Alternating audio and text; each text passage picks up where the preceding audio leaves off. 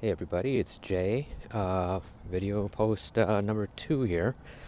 Um, Decided on another video post because they're just faster. It's easier. Also, more people tend to watch them, so I thought I'd try another one. It is getting toward the end of the week of the big LA fires, and it's been a pretty traumatic week in LA. I live in LA, so the fires began Tuesday night as the winds whipped up and kept on going through Wednesday. And something like tens of thousands of acres have burned, and yeah, you guys all know the story. What I wanted to really talk more about was what I learned from the fires, and there are some really good things, but there's also some not so good things. And of course, the good things is like um, everybody's sympathies and donations, and how everybody in the city just like came out and just grieved. And I think this city is going to be traumatized for a long time. I think trauma is the right word. I think what happens is that we have traumas in our lives. I think most of us do. And whenever there's a tragedy like this, it externalizes our personal traumas, and it manifests, into into this social kind of anxiety. So yeah, it's been very interesting to see. But honestly, like the situation in LA, it kind of like it it revealed to me what I began to suspect years ago with, well, I could go back many decades, but most recently with the Lahaina fires and with the North Carolina floods, and now the disasters here, is that we're really not, as a society, that equipped to deal with crisis like this. We've seen that the government is corrupt, and that the elected leaders are simply not up to snuff. Like, these officials, they don't know what they're doing. The policies are not in place. They were never in place to protect us from events like this. Though the proposals were there, they were just not implemented. So anyway, yeah, I was gonna say, like, I think that we've completely kind of collapsed as a civil society, and we are just hanging on by our fingertips here for any common humanity. I'm. It's kind of it's hard to put it in such stark terms, but I feel that what happens is when you have an event like the fires, it exposes already existing social problems. Um, there's a complete breakdown of the social fabric here. Um, and that's exactly, I think, how the owners and managers of this country want it to be. They want us all kind of siloed off and isolated, doing our day-to-day grind, so that we don't have even the time to question what's going on. And I think that more than 90% of Americans are totally happy to live that way. They actually believe everything that their chosen, like, media bubble tells them. They will kind of abide and obey it. But there's that precious 10%, I think, that calls out the bullshit and knows that we're kind of being played. In the case of the fires and these disasters, we've seen that this was a complete breakdown of public policy, as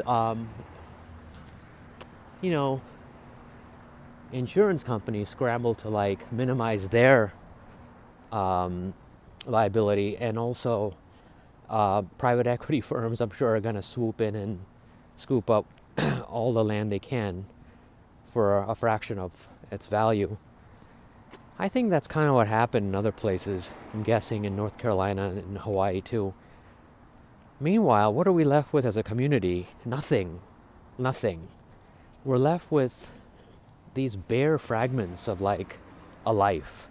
What we call a life. What is that? It's our paycheck, our homes, like our material pleasures and possessions. It's a pretty sad portrait, I think, that we draw of American society these days. I don't know if I'm making a lot of sense, but for me, watching this unfold has awakened and triggered trauma on a large scale in this city. No one knows really what to do. Everyone is sort of shocked. And I kind of feel the same way. I feel like my own traumas got triggered this week with seeing this place burn like that. You know, it shocks you. It makes your existing kind of anxieties more on the surface. And you feel more helpless. You really do feel like helpless. And you know what, guys? That's just kind of where the system wants us. They want us to feel totally helpless, so that we're vulnerable. We become three things: cogs, customers, and commodities. That's all we are. We're there for profit, and we're there to be exploited. And I know that it's rough to hear and it's rough to say. I don't really think that America is gonna hold out much longer like this as a society. I think that we're just kind of I can feel us tearing at the seams a bit. And all we really have are like the internet. This is it. This is how we organize. This is our social forum, our village square. It's kind of sad. It's kind of sad that we have had to create virtual village forums in place of actual communities. But I will leave it at that. I have a lot more to think and say, but I just don't know if I'll be able to coherently get it out. I'm just very upset by what this has done, what this has revealed, what it keeps revealing every single time there's a disaster or another war that we need to pump money into, another war that we can pump money into while depriving hundreds of thousands of people of their homes, their health care. And it's crazy, you know. It's like, this is really no way for society to sustain itself. We're not alone. America is not alone in this. There are many other alienated and